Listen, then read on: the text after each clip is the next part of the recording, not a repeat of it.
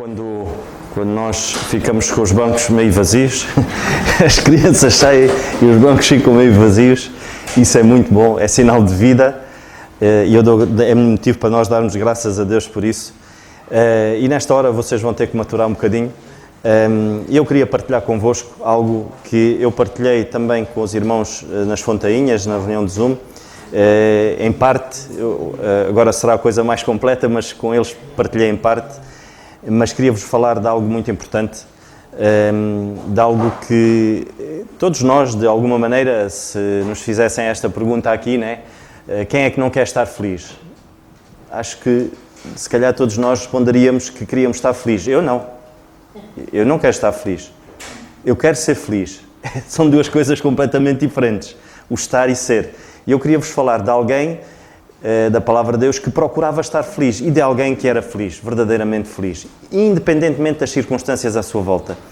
Mas queria partilhar convosco, antes de poder falar um bocadinho acerca desta personagem que lutava e vivia em querer estar feliz, queria partilhar este versículo que é no Salmo 40 e o versículo 4 que diz assim: bem-aventurado o homem que põe no Senhor. E depois, se quiserem acompanhar na passagem que vai nos servir de base, agora posso ler: bem-aventurado o homem que põe no Senhor a sua confiança.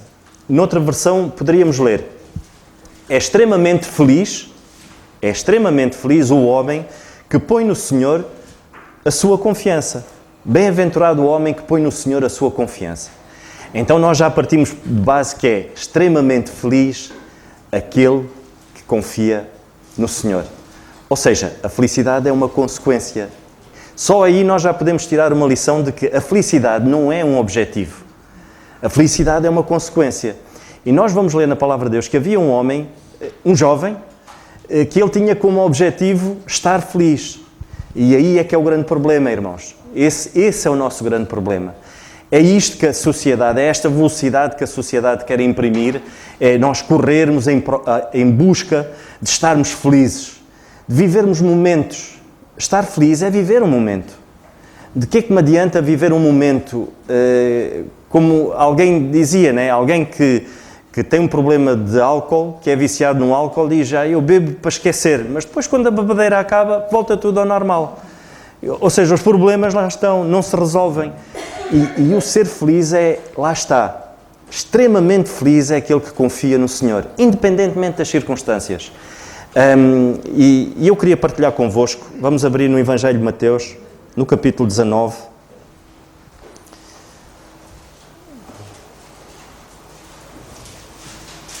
E eu queria vos falar acerca de um jovem, que é o JR, como diz o nosso irmão Alberto, o jovem rico.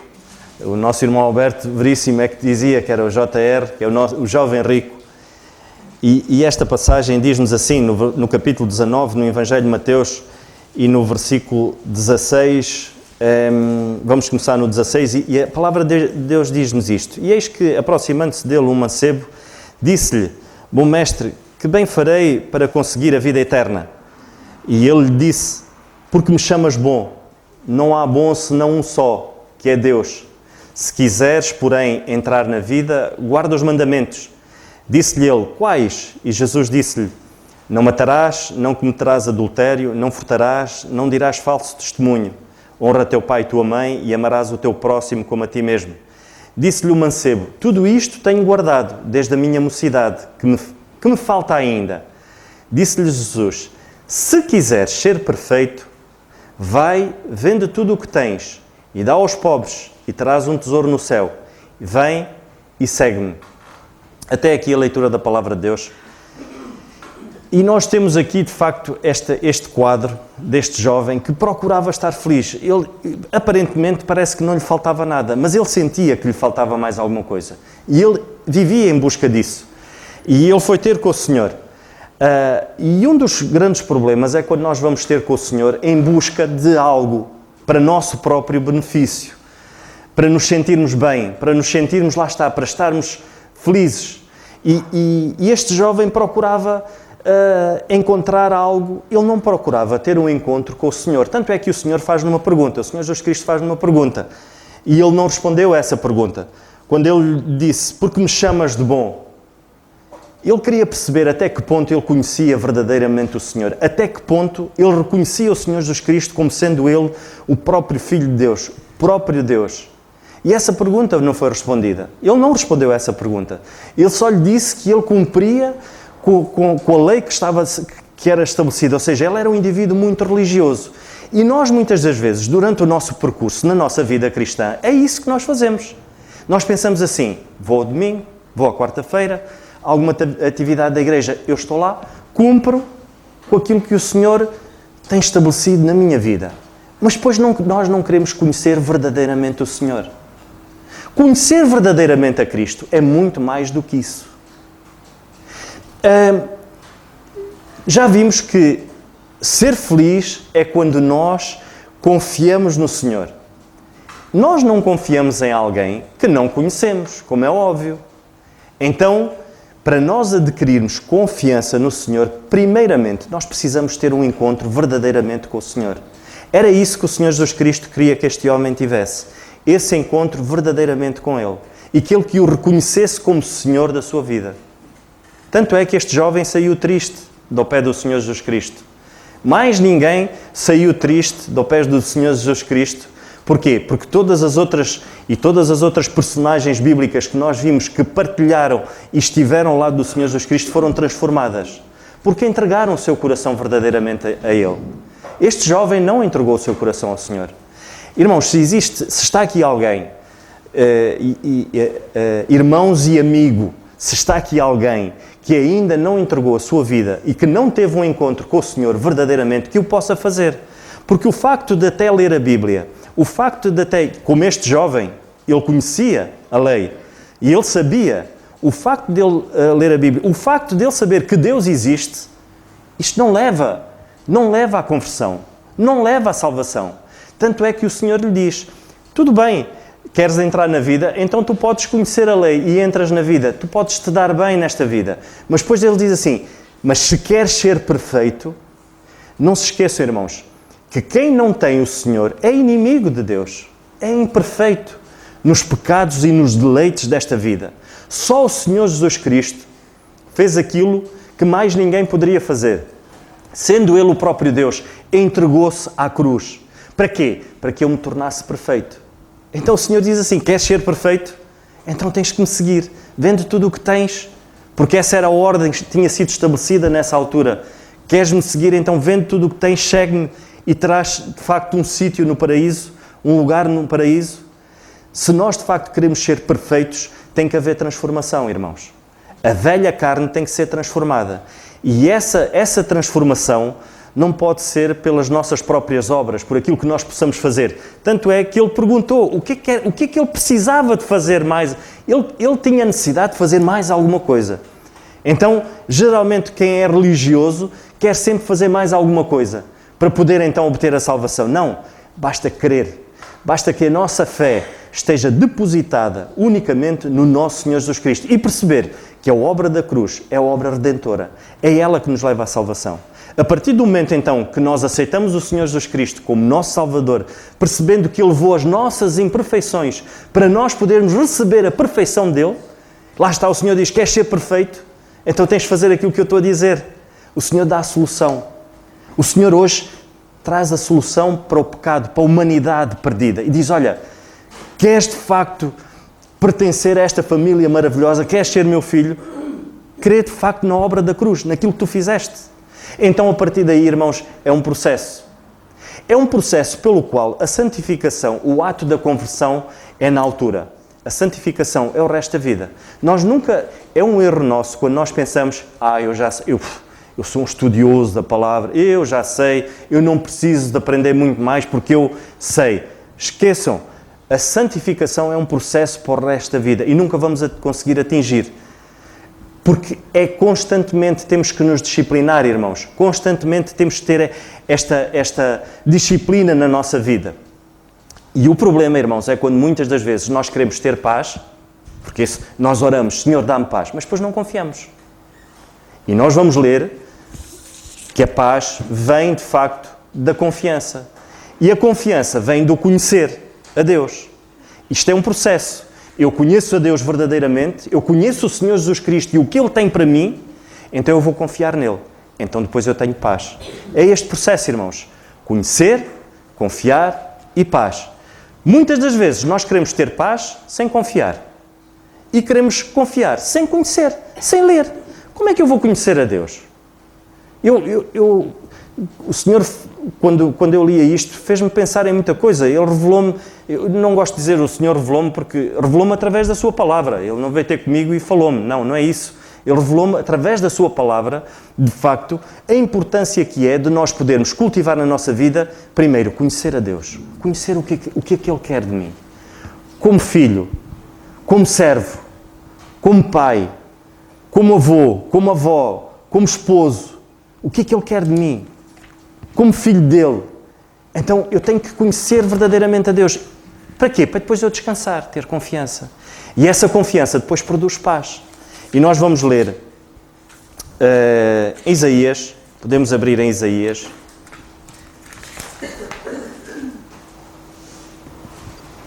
Isaías no capítulo 26, irmãos, e no versículo 3 a 4, a palavra de Deus diz assim: Tu conservarás em paz aquele cuja mente está firme em ti, porque ele confia em ti. Tu conservarás em paz aquele cuja mente está firme em ti, porque ele confia em ti. Este jovem não tinha paz, irmãos. Ele não tinha paz, porque ele confiava naquilo que era o sustento dele, na base, na plataforma que fazia com que ele respirasse, que ele tivesse vida, que era o quê? Eram os bens materiais que ele possuía. Ele não tinha paz. E a palavra de Deus diz: em ti confiam os que conhecem o teu nome, porque tu conservarás em paz aquele cuja mente está firme em ti, porque ele confia em ti. Confiai no Senhor perpetuamente, porque o Senhor Deus é a rocha eterna. Tudo aquilo que nós temos, hoje temos, amanhã desaparece. Não vale a pena nós queremos confiar na nossa conta bancária, irmãos. Parece aí um indivíduo qualquer, faz aí qualquer coisa e o dinheiro desaparece. Se nós queremos confiar na casa que temos, queremos confiar na carreira profissional que temos, de repente vem-nos uma doença à nossa vida e não podemos exercer mais a nossa carreira que tanto lutamos e que estamos a depositar toda a nossa confiança nisso. Estamos a depositar toda a nossa... Esse é o projeto de vida, esse é o projeto de nós querermos estar felizes, porque isso é querer estar feliz, porque isso depois passa. Irmãos, este jovem vivia uma fé fingida. Ele vivia uma fé fingida. E há esse perigo, porque a palavra de Deus diz que, infelizmente, é possível nós vivermos uma fé fingida. É possível nós vivermos uma fé em que queiramos ter paz sem confiar e queiramos confiar sem conhecer. Isso é ter fé fingida. E era o que este jovem queria. Ele queria ter paz sem confiar verdadeiramente a sua vida no Senhor Jesus Cristo. E não queria conhecer o Senhor. Ele queria obter algo. Nós não devemos ir aos pés do Senhor sendo oportunistas. É que se nós viermos aqui sempre, Senhor, dá-me isto, dá-me aquilo, dá-me aquilo outro. Eu não peço ao Senhor para tratar da minha vida, moldar-me segundo a sua vontade. E eu queria vos falar de alguém que de facto não tinha uma fé fingida. E vamos abrir então, na segunda carta a Timóteo, no capítulo 1. E sabem que eu esta semana, quando li outra vez esta passagem, eu dou graças a Deus porque nós hoje temos grandes exemplos.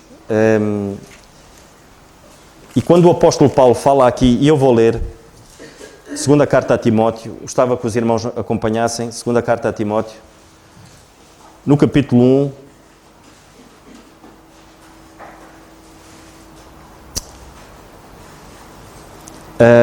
e a palavra de Deus diz-nos assim, a partir do versículo 3, dou graças a Deus, a quem desde os meus antepassados sirvo, com uma consciência pura, de que sem cessar faço memória de ti nas minhas orações, noite e dia, desejando muito ver-te, lembrando das tuas lágrimas, para me encher de gozo, ao recordar a fé não fingida que em ti há, a qual habitou primeiramente na tua avó Loide, na tua mãe Eunice, e estou certo que também habita em ti.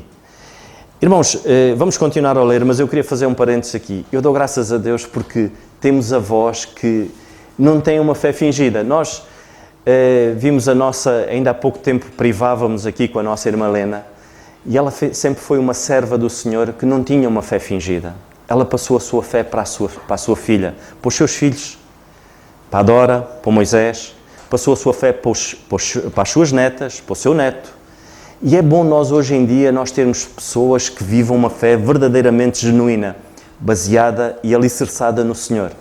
Esse tem que ser o nosso propósito, irmãos. Não ter uma fé fingida. Não tendo uma fé fingida, nós vamos acabar por confiar verdadeiramente no Senhor, não no resultado das coisas. Porque quem tem uma fé fingida, quando não obtém aquilo que pede, fica frustrado. Fica desapontado com Deus. Senhor, tantas vezes nós ouvimos alguém dizer assim, irmãos, seria bom que todas as vezes que disséssemos isso nos caíssem os dentes. Eu se calhar já não tinha dentes. Quando a gente diz, que fiz eu para merecer isto? Tantas vezes dizemos isso. Que fiz eu para merecer isto? A questão é que nós não fizemos nada para merecer nada de bom. Pelo contrário. Que o Senhor nos ajude, irmãos, a viver de facto uma fé. Nós pensarmos assim, Senhor, se isto veio à minha vida, que propósito? Qual é o propósito? O que é que queres que eu faça? Mostra-me para que eu possa agir corretamente. Viver assim é viver uma fé genuína. Agora, quando nós achamos a última bolacha do pacote, geralmente é assim que nós agimos, irmãos. Pensamos que o Senhor tem alguma obrigação para com a nossa vida. Que o Senhor nos ajude, irmãos. E nós vamos ver que viver uma fé genuína dá-nos confiança. E o que é que a confiança nos traz? Irmãos, a confiança traz-nos muita coisa. No Salmo 27, eu não vou pedir que abram, eu vou ler. No Salmo 27, no versículo 14, a palavra de Deus diz que a confiança traz-nos um coração, torna o nosso coração mais fortalecido. No Salmo 31, 24, torna-nos mais corajosos e mais fortes perante as circunstâncias. Tantas circunstâncias vêm à nossa vida que nos abalam, irmãos. Mas se nós estivermos confiados no Senhor, nós somos mais fortes. Quantas vezes nós visitamos alguém, irmãos, que não está bem e nós temos vários testemunhos de hoje, nos dias de hoje, de filhos de Deus que estão verdadeiramente confiados no Senhor e que estão firmes e nós vamos visitá-los a pensar que vamos lhes levar alguma palavra de conforto, quando nós saímos confortados. Eu falo nisso ainda há pouco tempo, isto é, salvo seja, há 1 ano e tal, ou 2 anos, se calhar 2 anos, eu fui ver a nossa irmã Filomena, que está em São João da Madeira, que só mexe os olhos, ela só mexe os olhos, e quando eu fui com o nosso irmão Carlos e eu pensei, o que é que eu poderei dizer a uma irmã que só mexe os olhos? Quando eu cheguei lá, a primeira coisa que eu dei graças foi por aquilo que o Senhor me dá. Fiquei logo pequenino. E ao ver a fé daquela irmã, quando ela disse que trabalhava, eu assim, mas como é que ela só mexe os olhos, como é que ela trabalha? Mas a confiança que ela tinha no Senhor fazia-a forte. Dava-lhe a coragem. Irmãos, nós estarmos numa cama e só mexermos os olhos, que coragem é que nós temos para encarar o dia que vem a seguir? Eu falo para mim, eu se calhar, não sei, irmãos, mas eu se calhar não tinha a coragem que ela tem. Mas ela tinha essa coragem porquê? Porque estava confiada no Senhor. Ela fazia capas de livros, pintava capas de livros com os olhos. Aquilo que o Senhor lhe deu, ela usa. As palavras que ela escreve no Facebook de encorajamento, hoje, nos dias de hoje, ela nem imagina o impacto que isto tem na vida daqueles que ouvem de alguém que está a servir o Senhor assim.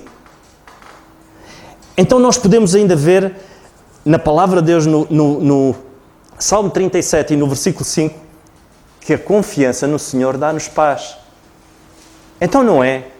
Eu acredito, irmãos, que nós quando passamos a ponte 25 de Abril, nós estamos confiados de que a ponte não vai cair. Alguém pensa em passar a ponte 25 de Abril e pensar assim, isto pode cair a qualquer momento. Eu não sei se algum irmão pensa nisso, é porque se calhar não confia, ainda confio que Salazar meteu lá bons parafusos, se calhar hoje não confiava. Os parafusos hoje já são, mas naquela altura ele meteu lá parafusos como deve de ser. E ele fez a ponte de maneira que eu hoje, antes de entrar na ponte, eu nem penso nisso. Eu atravesso, pago e atravesso. Eu nem penso que a ponte vai cair. Porquê? Eu estou confiado naqueles que construíram e na ponte que ali está. Então a confiança traz-nos quê? Paz. Eu atravesso em paz. Se eu atravessasse em pânico, não sei. Se calhar ia de barco. Mas depois começava a pensar, pai, quem fez o barco? Isto se calhar não está bem feito. E é assim que muitas das vezes nós vivemos a vida cristã. Vivemos a vida cristã assim em pânico. Quando nós não confiamos verdadeiramente no Senhor. No Salmo 40 e no versículo 4, como nós já lemos, nós somos extremamente felizes. A palavra diz, bem-aventurado o homem que confia no seu Senhor. Nós somos extremamente felizes. É que nós não somos felizes, irmãos. Somos extremamente felizes.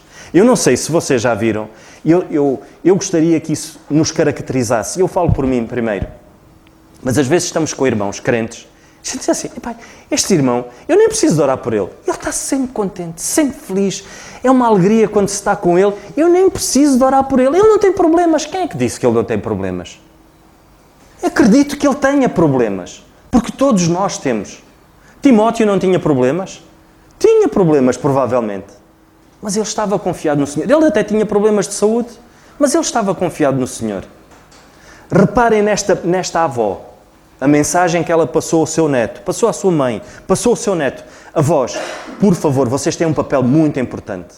Não pensem que estão encostados às boxes. Não atirem a toalha para o chão. Pensem que têm um papel muito importante na vida dos seus netos. Netos, olhem para os ensinamentos que as vossas avós ainda têm para vos passar. É tão importante nós olharmos para a nossa mãe e podermos perceber que ainda temos tanto para aprender. Às vezes parece que, olha, é como quando alguém há tempos pôs no Facebook duas crianças a lutarem, dois irmãos. A mãe é minha, não sei o quê. Mas depois quando crescem, olha, a mãe é tua. Não, a mãe é tua. Porquê? Porque já não querem aturar a mãe. E às vezes acontece isso, irmãos. É tão triste. Que o Senhor nos ajude, irmãos. Confiar no Senhor, no Salmo 56 e no versículo 3, diz que é o antídoto para o medo. Viver em pânico hoje em dia é algo que caracteriza o homem. Nós vivemos uma guerra que está aqui à porta, nós vivemos uma pandemia e isso, as pessoas às vezes vivem em pânico. Então nós devemos descansar. Confiar no Senhor significa nós pormos o nosso medo, não significa que não tenhamos medo. Claro, eu tenho medo. Claro que a gente tem medo, é algo que caracteriza o homem e às vezes até faz com que nós nos alertamos, o Senhor usa isso para nós nos alertarmos para algumas situações. Mas é diferente, encaramos o medo de uma maneira diferente. Então já vimos que de facto confiar no Senhor traz-nos estes benefícios todos. Uma fé não fingida, irmãos, é uma fé que resiste ao tempo. Resiste, não é resiste, é resiste ao tempo. É uma fé que ela passa de geração para geração. E nós vimos esta avó passar para a mãe e a mãe passar para o filho. Então é esse o nosso objetivo. É uma fé sem fingimento. Porquê? Porque ela precisa de ser exercida dentro da nossa própria casa, irmãos. Quando o apóstolo Paulo fala nisto, fala no núcleo familiar, que foi da avó, mãe e neto. Não diz assim, a avó fingida da tua vizinha, uma avó não fingida da tua vizinha, não, da tua avó, da tua mãe e agora do filho. Daí a importância, irmãos, de dentro da nossa casa. O que é que se fala? Irmãos, quando nós sairmos daqui, do que é que nós vamos falar nas próximas horas? Alguém dizia que o prato a seguir a um culto é pregador no forno. Porque geralmente diz, o indivíduo tinha a camisa, olha lá, trouxe uma camisa azul, está todo transpirado, vê-se debaixo dos sovacos o transpiro. Ou então, pronto, sinceramente, outra vez a mesma coisa, arroz com feijão. E geralmente o assunto, muitas das vezes é esse, que não seja esse, irmãos. Que o assunto não seja esse. Ou olha aquela irmã como vinha vestida. Olha o véu daquela irmã, estava torto. Ou olha isto, ou olha aquilo. Que não seja assim, irmãos. Porquê? Porque os nossos filhos, os nossos netos, eles estão a ouvir dentro da nossa casa. E uma fé não fingida é aquela em que a palavra de Deus, em que daquilo que se mais fala dentro de casa, é do Senhor. Se nós falarmos dentro da nossa casa, se o que mais nós falarmos foi o último jogo do Porto, ou o último jogo do Sporting, ou do Benfica, ou se o que se falar ali, o assunto que se falar ali é da atividade desportiva, que a família toda está empenhada em o atletismo, natação, não é que isso seja mau, irmãos, mas temos que ser equilibrados. Mas em primeiro lugar tem que ser o Senhor. O Senhor tem que falar mais alto dentro da nossa casa. Dentro desta casa, se Timóteo olhou, se a sua fé foi exercitada e se ela foi de alguma maneira influenciada pela sua avó, pela sua mãe, foi porque a palavra do Senhor estava em primeiro lugar. Então tem que ser assim, não pode ser de outra maneira. Não há outro método, irmãos. Há vários métodos para tirar os maus cheiros. A gente vai ao continente, há o perfume disto, o desodorizante daquilo, não sei o que daquilo. Mas o único método para que a nossa fé seja exercida não são vários, só há um, que é o Senhor falar mais alto dentro da nossa própria casa. Tem que ser assim. Então, uma fé não fingida, em primeiro lugar, ela tem que ser exercida dentro da nossa casa. Ainda há pouco tempo, irmãos, o Gabriel, o filho do nosso irmão David Gomes, ele foi aos anos de uma amiga, vinha no carro com a amiga e com a mãe, que ia a conduzir, o Gabriel ainda não conduz, né? Mas ia com a mãe, e evangelizou ali a menina, e a mãe estava a ouvir. Porquê que será? Porquê que isso aconteceu? Porque ele vem aqui à escola dominical, ao domingo, uma vez por semana, ouvir a palavra de Deus, ajuda. Mas porque dentro da casa dele, em primeiro lugar, tem que se falar do Senhor. Irmãos, isso é importante. Eu, todas as vezes que falo, toco sempre neste assunto. Mas eu não tenho como. Eu tenho que tocar nisto. Eu tenho que dizer que, em primeiro lugar, nós temos que levar as nossas crianças. Nós temos que levar os nossos jovens. E isso é exercer, dentro da nossa própria casa, uma fé não fingida. Uma fé sem fingimento, ela é reconhecida pelos outros. Não é Timóteo a dizer assim, não, eu tenho uma fé genuína. Não, o apóstolo Paulo é que está a reconhecer a fé dele, através da sua avó e da sua mãe, são os outros. Mas para isso, quando eu me isolo e estou sozinho, os outros não reconhecem em mim, de facto, essa fé. Porquê? Porque a fé precisa de ser exercitada na obra, no serviço. Uma fé sem obras, uma fé sem ser exercitada, ela é vazia. Então nós precisamos de estar juntos como igreja. Foi por isso que o Senhor instituiu a igreja, para que nós exercitássemos a nossa fé uns para com os outros. A nossa paciência. Muitas das vezes não temos paciência uns para os outros. Então nós precisamos de exercitar a nossa paciência, a nossa longanimidade, a nossa bondade. De ouvir os outros é um serviço muito importante. Porque estamos a dar do nosso tempo, da moeda de maior valor, porque quando eu dou 10 minutos aos outros, esses 10 minutos da minha vida, eu nunca mais vou os ter. Já passaram. E quão bom é, irmãos, quando alguém para me ouvir.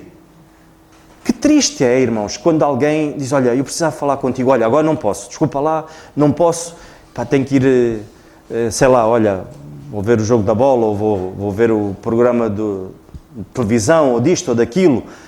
Mesmo que a gente não diga que vá fazer, é algo precioso o nosso tempo. Então é um trabalho, um ministério muito importante, nós podermos dar do nosso tempo. O facto de nós agora, de estarmos juntos, de podermos conviver juntos, é darmos o tempo uns aos outros. Isso é importante. E só os outros é que vão reconhecer. Só os outros reconhecem isso em nós. Para que haja crescimento, para que haja obra em si. Uma fé não fingida é aquela que fica na memória. Sabem que, quando eu me lembro da irmã Francisca, eu ainda me lembro da voz dela, mas há de haver uma altura que eu já não me vou lembrar da voz. Vou-vos ser sincero, eu, por exemplo, já não me lembro da voz do meu pai, mas lembro-me do tempo que eu passei com ele. Se calhar daqui a uns anos não nos vamos lembrar da voz da irmã Francisca, mas uma coisa eu vos digo, irmãos, eu vou-me lembrar sempre da sua serenidade, da bondade dela, da mulher pacificadora que ela era. Essa fé não fingida fica na memória, irmãos. Não há volta a dar. O apóstolo Paulo, ele diz a Timóteo, ao recordar a fé não fingida. O apóstolo Paulo não diz assim, ao recordar aquele guisado que a tua avó fazia, que aquilo era qualquer coisa, ou ao recordar as sobremesas que a tua mãe fazia. O apóstolo Paulo não diz isso. Ele diz ao recordar a fé não fingida, porque ela marca, é ela que marca. Eu posso não me lembrar da voz, seja de quem for, mas se de facto essa fé for genuína, eu nunca mais me vou esquecer. Irmãos, temos assim uma fé genuína, não fingida, para que os outros daqui a muitos anos, quando nós desaparecermos, quando nós partirmos, ainda se lembrarem de nós. Como, por exemplo, muitos dos irmãos se lembram do irmão Sobral, como eu me lembro do pai do nosso irmão Carlos Simões, Fernando Simões, que quando eu fui vê-lo, eu fiquei impressionado a primeira vez que o vi, um homem numa cama, e eu saí de lá consolado. Todos nós saímos de lá consolados, pela firmeza e a confiança que ele tinha, e a paz que ele transmitia. Uma paz que, por trás das suas costas, havia chagas enormes. Eu nem quero pensar nisso, mas ficou. Eu não me lembro da voz dele. Eu sequer não me lembro da fisionomia dele. Tenho uma vaga ideia, mas não me lembro de pormenores. Mas a fé dele marcou-me e ficou. Irmãos, que cada um de nós, irmãos, possa exercitar na nossa vida, porque rapidamente, isto passa rápido, esta vida. Nós tínhamos a nossa Lena aqui há 1 mês e meio, nem isso, há 1 mês tínhamos aqui connosco, e ela partiu. E o que é que ficou? A serenidade dela, a descontração dela perante as situações. Às vezes o barco estava a arder, conflitos para a esquerda, conflitos para a direita. E ela nem se apercebia. Porquê? Porque ela estava confiada, o foco dela era no Senhor, não era no plano A nem B. E é isso que nos vai fazer lembrar sempre, quando pensarmos na nossa Lena, que o Senhor nos ajude, irmãos. E era isto que eu queria partilhar com os irmãos. E não esquecendo, irmãos, que de facto o tempo é algo muito precioso e que nós devemos pensar que isto passa muito rápido, que o Senhor assim nos ajude. Zé, eu queria te passar a palavra e peço desculpa, irmãos. 12:05. Pensei que era mais tarde, mas Zé, faz favor. Podes terminar com a oração? E se quiseres dizer alguma coisa, estás à vontade.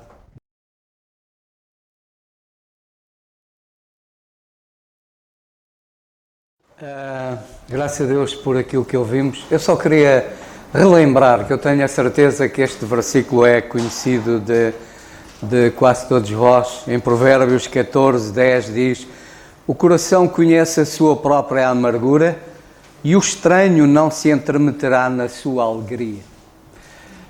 É evidente que só cada um de nós pessoalmente é que conhece a sua dor, não é? Mas também só cada um de nós é que conhece verdadeiramente a sua alegria. E que a nossa alegria seja a alegria do Senhor. E quando a alegria do Senhor, ela existe em nós verdadeiramente, não há nada de fora que possa afetá-la. Não há dor, não há outra coisa qualquer que possa roubar-nos essa alegria. Portanto, a alegria do Senhor é a nossa força. Que assim seja, irmãos. Vamos ficar de pé e vamos terminar com a oração. Senhor nosso Deus e Pai, nós louvamos o Teu nome e Te agradecemos por este tempo tão precioso, Senhor, porque é de facto precioso o tempo que passamos ocupados Contigo.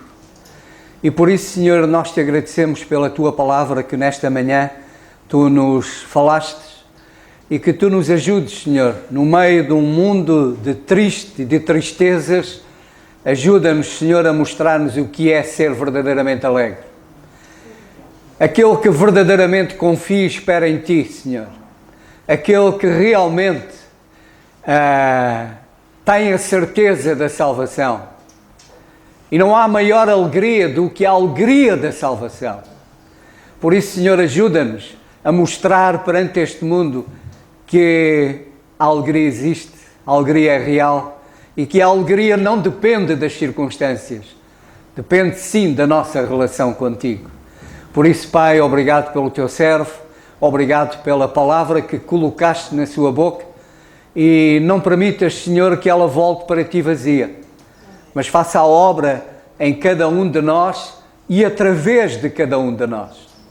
que outros sejam de facto afetados por aquilo que tu nos afetas. Pai amado, continua connosco, ajuda-nos, Senhor, a continuarmos na Tua presença durante todo este dia, porque é bom estar na Tua presença.